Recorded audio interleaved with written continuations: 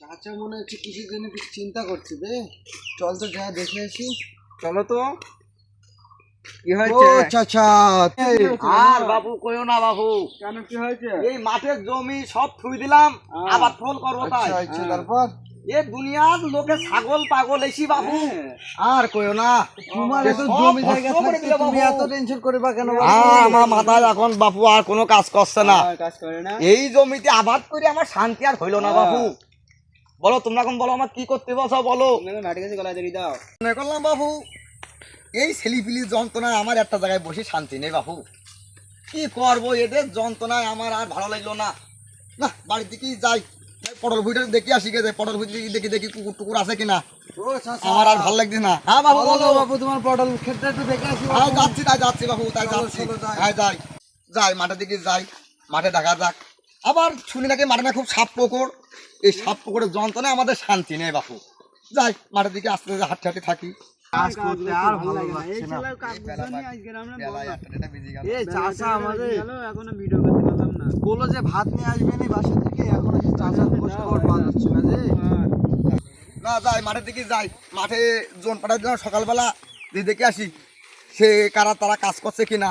এরা যে কিরাম কাজ করছে রে বাবা, এরা তো ও চাচা তোমরা কি বাবু সে পাঁচ মিনিট কি বাড়ি ছুঁয়েছো নাকি?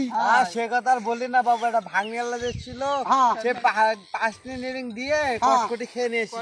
আর মজা আল্লাহ রে বাবু, তা তোমরা আগে তো বলবা তো তাই জন্য নিতাম না। এ আর টাকা কি দেবে কিনা? বলবো গো বাবু, সে বাড়ি এলা সে ভাত নেশার খোঁজ খবর পাচ্ছে না যে।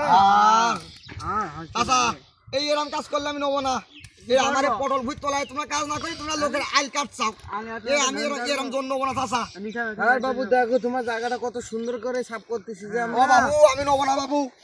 ও বাড়ি চল যাও, যাও বাড়ি চল যাও, উঠি বাড়ি চল যাও, দাদা বাড়ি চল যাও, দুজন বাড়ি চল যাও।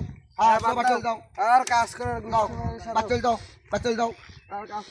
ও চাচা তোমরা বাড়ি যাও না বাবু, তোমরা বাড়ি গেলে আমি খাবো কি? এদিকে আগুন এসো চাচা, এদিকে আগুন এসো। তুমি যে বললা যে যাও বাড়ি আর বাবু বুড়ো মানুষ তুমি বাবু, বাবু বাড়ি বাড়াই দিচ্ছ, আবার তুমি রাখতেছো বাবু। তোমার এই যে কাহিনী বুড়ো কি? মানুষ, আমার আর দেহ আর রক্ত আর গরম নেই তো, এদিকে কখন কি বলি চলো বাবু কাজের মধ্যে এসে হ্যাঁ কাজ disturb করো করিবা না কাজ করো। বাবু। ওই 5 মিনিট পাপড় খাইছো, কাজ মেলা করে পাপড় এনে দেবো, তোমরা পাপড় খাবা। পটল দেখলাম, তাহলে পটল কোনো ছেলে কোন সুমন্দিদের পটল আর তুই শান্তি নেই। এদিকে মাঠে দুটো আবাদ করবো, এই লোকের ছাগল গরুর জ্বালায় শান্তি নেই। এই দুটো পটল লাগাইলাম, তো পটলও দেখি শান্তি নেই পটল কইরু। ও চাচা তুমি কি বাবু পটল মটল চুরি করে চাও নাকি না বৌমাই লোকের দুধ দিয়ে চাও? আর না বাবু সে কথা তুমি আর বলি না, তোমার সে বৌমা এসেছিল বাড়ি থেকে, বলছে বাড়ির তরকারি নেই, তাই দুটো পটল ছিঁড়ে দিয়েছিলাম যে, অল্প করে দিয়েছিলাম। এখনো তো পটল থেকে অনেক আছে গো বাপু। হাটের বেলা শেষ আনে পড়ি থেকে থেকে কাজ করতে আর পারতি না। আর কি করব, বাইরের দিক যায় আর কি করার, আর কিছু করার নেই।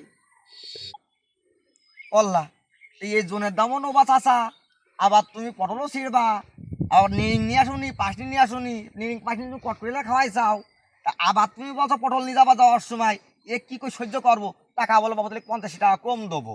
আচ্ছা তুমি সে কথা আর বলি না বাবু, আমরা গরিব মানুষ বাবু, তুমি দিলে খাবো, না দিলে খাবো না বাবু। তুমি যদি দুটো নাই দাও আমাকে, তাহলে আমরা খাবো কান থেকে গো বাপু? আমাদেরও তো সংসার চালানো লাগবে গো বাপু। তাহলে 50 টাকা কম নিয়ে আনে। আর সেটা তুমি তোমার মনের খুশি বাপু, তুমি তোমার মনের খুশি মতো দিয়ে আনে আমাকে। দুনাই একটু পটল ছিঁড়েও আবার 50 টাকা জনের দাম কম নেওয়া লাগতেছে। কোন জামানাতে এসে পড়লাম আমরা? এ তো আর তো সহ্য করা গেল না রে। না দিনাজপুরে যাব না বলে দুইটা পটল ছিঁড়ে কি বিবাদে পড়েছি, এমন ভুল কাজ করে ফেলেছি রে। না বলে দুইটা পটল ছিঁড়ে এখন 50 টাকা জনের দাম কেটে নিচ্ছে। এটা কোনো কাজের মতো কাজ হলো? মানুষের কোনো আক্কেল জ্ঞান বিবেক বলতে কি কিছু নাই এখনকার জামানায়?